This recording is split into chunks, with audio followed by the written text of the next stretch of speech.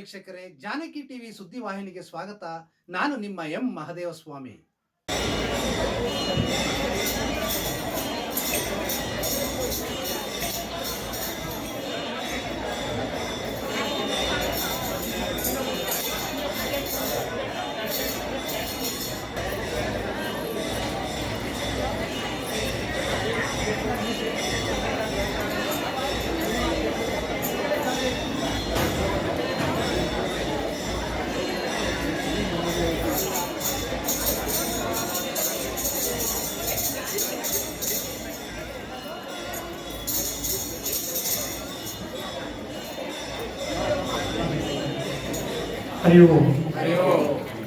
ಬಂಧುಗಳೇ,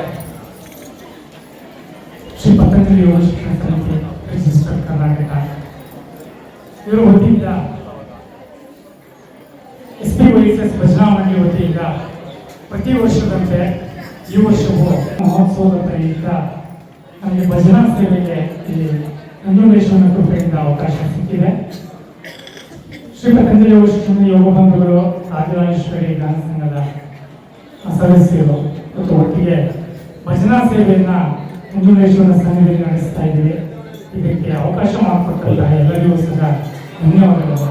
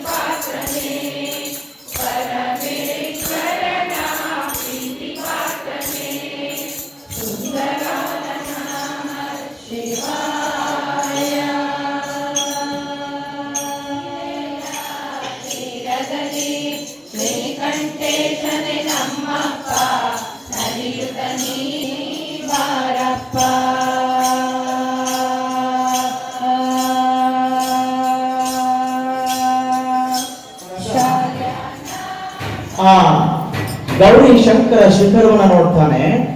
ಅದು ಬೆಳ್ಳಿಯಿಂದ ಹೊಳಿತಾ ಇರ್ತದೆ. ಆ ಪುಷ್ಪಕ ವಿಮಾನವನ್ನ ಆ ಗೌರಿ ಶಂಕರ ಶಿಖರದ ಮೇಲೆ ನಿಲ್ಲಿಸ್ಲಿಕ್ಕೆ ಹೋಗ್ಬೇಕು ಅಂತೇಳಿ ಪುಷ್ಪಕ ವಿಮಾನವನ್ನು ತೆಗೆದುಕೊಂಡು ಹೋಗ್ಲಿಕ್ಕೆ ಪ್ರಯತ್ನ ಮಾಡ್ತಾನೆ. ಆದ್ರೆ ಪುಷ್ಪಕ ವಿಮಾನ ಆ ಗೌರಿ ಶಿಖರ ಅದ ಮೇಲೆ ಹೋಗೋದು ಇಲ್ಲ. ಅದು ಅಲ್ಲೇ ನಿಂತ್ಕೊಂಡ್ಬಿಡ್ತದೆ. ಹೇಗಾದ್ರೂ ಮಾಡಿ ಅದರ ಹೊರಗಡೆ ಹೋಗ್ಬೇಕು, ಅಲ್ಲಿರುವಂತಹ ಶಿವನ ದರ್ಶನ ಮಾಡಬೇಕು ಅಂತೇಳಿ ಆ ರಾವಣನಿಗೆ ಬಹಳ ಇಚ್ಛೆ ಆಗ್ತದೆ. ಆದ್ರೂ ಕೂಡ ಆ ಪುಷ್ಪಕ ವಿಮಾನ ಆ ಕಡೆ ಚಲಿಸಲೇ ಇಲ್ಲ. ನಿಮಗೆ ಬಹಳ ಆಶ್ಚರ್ಯವಾದ ಸಂಗತಿ ಅಂದ್ರೆ ಈಗಲೂ ಕೂಡ ಗೌರಿ ಶಂಕರ ಶಿಖರದ ಮೇಲೆ ಯಾವ ವಿಮಾನಗಳು ಕೂಡ ಹಾರಾಟ ಆಗ್ಲಿಕ್ಕೆ ಆಗಲ್ಲ ಅನ್ನೋದು ತಮಗೆಲ್ಲ ಗೊತ್ತಿರ್ಲಿ. ಆಗ ಆ ಪುಷ್ಪಕ ವಿಮಾನ ಯಾವಾಗ ಹೋಗ್ಲಿಲ್ವೋ ಅಲ್ಲೇ ಇದ್ದಂತಹ ನಂದಿಯನ್ನ ಕೇಳ್ತಾನೆ ರಾವಣಾಸುರ, ಯಾಕೆ ನನ್ನ ಪುಷ್ಪಕ ವಿಮಾನ ಗೌರಿಶಂಕರದ ಮೇಲೆ ಹಾರಾಡ್ತಾ ಇಲ್ವಲ್ಲ ಅಂತ ಕೇಳ್ತಾನೆ. ಆಗ ಹೌದು, ಅಲ್ಲಿ ಶಿವ ಇರ್ತಾನೆ, ಹಾಗಾಗಿ ಆ ಶಿವನ ಶಕ್ತಿಯ ಮುಂದೆ ಯಾವ ಶಕ್ತಿಯು ನಿಲುಕುವುದಿಲ್ಲ ಅಂತ ಹೇಳಿ ಯಾವುದು ಕೂಡ ಅಲ್ಲಿ ಹೋಗ್ಲಿಕ್ಕೆ ಸಾಧ್ಯ ಇಲ್ಲ ಅಂತ ಹೇಳ್ಬಿಡ್ತಾನೆ. ಆಗ ರಾವಣನಿಗೆ ಆಶ್ಚರ್ಯವಾಗ್ತದೆ, ನನ್ನ ಶಿವ ಅವನನ್ನು ನೋಡ್ಲಿಕ್ಕೆ ನಾನು ಪುಷ್ಪಕ ವಿಮಾನ ಇದ್ರು ಆಗ್ಲಿಲ್ವಲ್ಲ ಅಂತ ಹೇಳಿ ಅವನಿಗೆ ಬಹಳ ಕೋಪ ಬರ್ತದೆ. ಕೋಪ ಬಂದು ತನ್ನ 20 ಕೈಗಳಿಂದ ಆ ಶಿಖರವನ್ನ ಹೇಗಾದ್ರೂ ಮಾಡಿ ನನ್ನ ರಾಜ್ಯವಾದಂತಹ ಶ್ರೀಲಂಕಾ ದೇಶಕ್ಕೆ ತೆಗೆದುಕೊಂಡು ಹೋಗಬೇಕು, ನನ್ನ ರಾಜ್ಯಕ್ಕೆ ಅಂತ ಹೇಳಿ ಭಾವಿಸಿ ಬಹಳ ಕೋಪವಿಷ್ಟನಾಗಿ ಆ ಗೌರಿಶಂಕರ ಶಿಖರವನ್ನ ತನ್ನ ಎಲ್ಲ ಕೈಗಳಿಂದ ತಪ್ಪಿ ಅದನ್ನು ಅಲ್ಗಾಡಿಸಲಿಕ್ಕೆ ಪ್ರಾರಂಭ ಮಾಡಿಬಿಡ್ತಾನೆ. ಎತ್ಕೊಂಡು ಹೋಗ್ಬಿಡ್ಬೇಕು ನಮ್ಮ ದೇಶಕ್ಕೆ ಅಂತ ಹೇಳಿ. ಆಗ ಅದು ಶಿವ ಎಚ್ಚರ ಆಗಿಬಿಡ್ತಾನೆ. ಎಚ್ಚರ ಆಗಿ ತನ್ನ ಕಾಲುಗಳಿಂದ ಕೈಗಳಿಂದ ಒತ್ತಿ ಅದಕ್ಕೆ ಹೆಚ್ಚು ತೂಕವನ್ನು ಬರೆಸಿಬಿಡ್ತಾನೆ ಗೌರಿಶಂಕರ ಶಿಖರಕ್ಕೆ. ಆಗ ಆ ಗೌರಿಶಂಕರ ಶಿಖರದ ತೂಕ ಹೆಚ್ಚಾಗಿ ರಾವಣ ತನ್ನ ಎಲ್ಲ ಕೈಗಳು ಕೂಡ ನೋವುಗಳಿಗೆ ಗಾಯಕ್ಕೆ ಒಳಗೆ ಹಾಕ್ಬಿಡ್ತದೆ.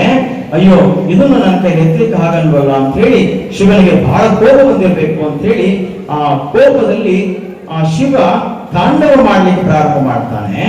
ಆ ತಾಂಡವ ನೃತ್ಯವನ್ನು ನೋಡಿದಂತಹ ರಾವಣಾಸುರ ನನಗೇನು ಆಗ್ಬಿಡ್ತದೋ, ಶಿವನಿಂದ ಶಾಪ ಸಿಕ್ಬಿಡ್ತದೇನೋ ಅಂತ ಹೇಳಿ ಅವನು ಈ ಶಿವ ತಾಂಡವ ಸ್ತೋತ್ರದ ಮೂಲಕ ಅವನನ್ನ ಹೊಗಳಲಿಕ್ಕೆ ಪ್ರಾರಂಭ ಮಾಡ್ತಾನೆ. ಈ ಹೊಗಳುವಂತಹ ಏನು ಇದೆ ಆ ಶ್ಲೋಕಗಳೇ ಶಿವ ತಾಂಡವ ಸ್ತೋತ್ರವಾಗಿದೆ. ಆ ಕೊನೆಗೆ ಅವನು ಈಗಲೂ ಕೂಡ ನೀವು ಗೌರಿಶಂಕರ ಶಿಖರವನ್ನು ಗಮನಿಸಬಹುದು, ಕೆಳಭಾಗದಲ್ಲಿ ಏನೋ ಒಂದು ತಪ್ಪಿರುವಂತಹ ಒಂದು ಚಿತ್ರಗಳು ಈಗಲೂ ಕಾಣ್ತವೆ. ನೀವು ಗೌರಿಶಂಕರ ಶಿಖರವನ್ನು ಕರೆಕ್ಟ್ ಆಗಿ ನೋಡಿ, ಕೆಳಭಾಗದಲ್ಲಿ ಸ್ವಲ್ಪ ಸುತ್ತ ಒಂದು ವೃತ್ತಾಕಾರದಲ್ಲಿ ಒಂದಷ್ಟು ಜಾಗಗಳಿವೆ, ಗಮನಿಸಿ.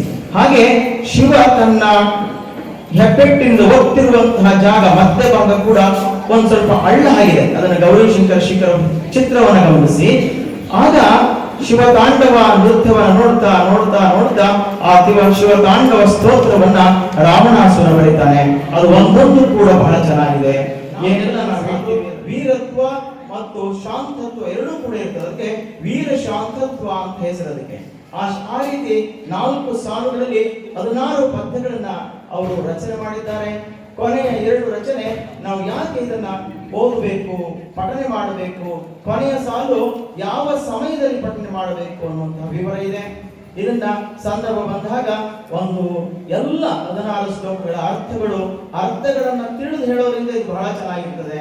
ಸುಮ್ಮನೆ ಹೇಳೋದಕ್ಕಿಂತ ಅರ್ಥ ನಮ್ಮ ಕಣ್ಮುಂದೆ ಬರಬೇಕು, ಶಿವನ ಚಿತ್ರ ನಮ್ಮ ಕಣ್ಮುಂದೆ ಬರಬೇಕು. ಅವಾಗ ಶಿವ ತಾಂಡವ ಸ್ತೋತ್ರದ ರಚನೆ, ಅದರ ಸಿದ್ಧಿ, ಅದರ ಫಲ ಎಲ್ಲ ನಮಗೆ ದೊರಕುತ್ತದೆ. ಕೇವಲ ಕೇಳಿದ್ರು ಸಾಕು, ಅದರ ಫಲ ದೊರಕುತ್ತೆ ಅಂತ ಹೇಳ್ತಾ ಈ ಸಮಯದಲ್ಲಿ ಇಷ್ಟು ಮಾತ್ರ ಹೇಳ್ತಾ ನನ್ನ